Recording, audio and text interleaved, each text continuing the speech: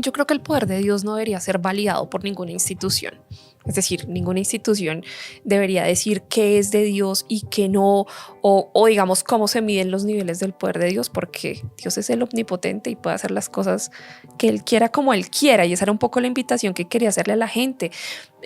Entender un poco que más allá de todo, si tienes un problema, una dificultad, todo, no tienes que buscar tanto porque como que digamos, la ayuda, el milagro está a una oración. Yo creo que, no sé, si usted que está viendo este programa puede decir en un momento de mucha angustia que no supe qué hacer, me arrodillé en lo que yo creyera, me conecté ahí y vino ese milagro a mi vida. Lo que pasa es que a veces eso nos parece muy raro y entonces lo empezamos a llenar como de un montón de cosas para sentir que eso es extraño.